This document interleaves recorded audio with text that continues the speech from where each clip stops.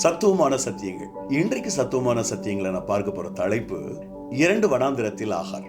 ஆதியாகம புத்தகம் 16வது அதிகாரம் 7வது வசனத்தை நான் வாசிக்கும் போது, கர்த்தருடைய தூதனானவர் அவளை வனாந்திரத்திலே சூருக்கு போகிற வழியருகே இருக்கிற நீரூற்றண்டையில் கண்டு என எழுதப்பட்டிருக்கிறது.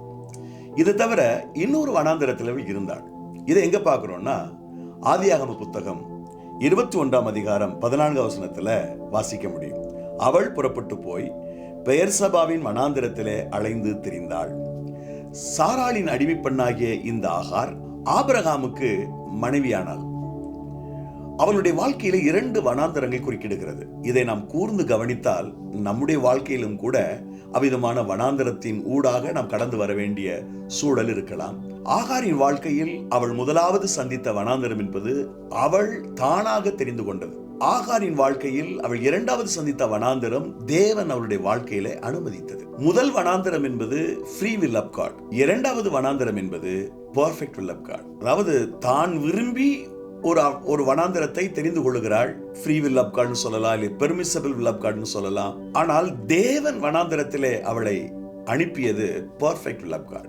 முதல் வனாந்தரம் என்பது நாம தெரிந்து கொள்கிற சமயத்தில் நாம் சற்று யோசிக்க வேண்டும். இப்பொழுது வனாந்தரம் அவசியம்தானா? இல்லை. சற்று அடங்கி இருத்தல் நன்று என்பதை ஆகார் உணராமல் போனால் அதைத்தான் திரும்பி ஆண்டவர் சொல்றார். கொஞ்ச காலம் எஜமாட்டிட்டு போய் அடங்கிருன்னு சொல்றார். 2வது வனாந்தரம் என்பது பலவிதமான போராட்டங்கள், கஷ்டங்கள் வந்தாலும் எல்லாவற்றையும் எதிர்கொண்டு வலிமையோடு வாழ்வதை அது காட்டுகிறது. இதற்கு இணையான ஒரு புதிய ஏற்பாட்டு நிகழ்வு ஒன்று இருக்குது. அதாவது ஆகாருடைய முதல் வனாந்தரத்திற்கு உதாரணம் சொல்லணும்னா, இளைய குமாரன் குறிப்பிட்ட காலம் வரைக்கும் தன் தகப்பனிடத்தில் அடங்கி சேவிக்க வேண்டும். அதை விட்டுட்டு அவசரப்பட்டு தன் ஆஸ்திகளை பிரித்து எடுத்துக்கொண்டு போனான் பாருங்க, அவன் வாழ்க்கை முழுசும் வனாந்தரமா மாறிடுச்சு. பன்றிக்கு போடக்கூடிய தவிடு கூட அவனுக்கு கிடைக்கல அப்படின்னு பைபிளை வாசிக்கிறோம். சில நேரங்களில் ஆண்டவரே நம்மை வனாந்தரம் போன்ற ஒரு வாழ்க்கையில அவர் நம்மை நடத்துவதற்கு காரணம் நம்மை அவர் பயிற்றுவிப்பதற்காக. இங்கே இஸ்மவேல் இப்படிப்பட்ட வனாந்தரத்தின் ஊடாக செல்லாவிட்டால் அவன் மிகப்பெரிய ஜாதியாக மாறியிருக்க முடியாது. அவன் மிகப்பெரிய ஒரு சமூகமாக வளர்ந்து வந்திருக்க முடியாது. அவன் ஒரு கடினமான பாதையில் சென்று வாழ்க்கையில் பல விடயங்களை கற்றுக்கொண்டு அவன் திறனுள்ளவனாக மாற வேண்டுமானால் வனாந்தரத்துக்கு போய்தான் ஆக வேண்டும். இது தேவனுடைய பெர்ஃபெக்ட் வில். ஆகவே தேவன் அவனை வனாந்தரத்துக்கு கொண்டு சென்றார். ஆகாருடைய 2 வனாந்தரங்கள் இன்றைக்கு நம்முடைய வாழ்க்கைக்கு நல்ல படிப்பினையாக இருக்கிறது. முதல் வனாந்தரம் என்பது அவசியமற்றது. இத்தனை அவசரம் காட்ட வேண்டுமா ஆகார் வனாந்தரத்துக்கு செல்வதற்கு?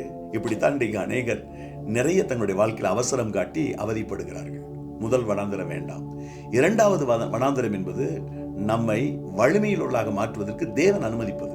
அதை சந்தோஷமாக ஏற்றுக்கொள்ள வேண்டும். அத்தகைய வனாந்தரம்தான் நமக்கு புதிய வழிகளை திறந்து கொடுக்கும், நம்மை வலிமையானவர்களாக மாற்றும். நீங்கள் எந்த வனாந்தரத்தில் இருக்கிறீர்கள்?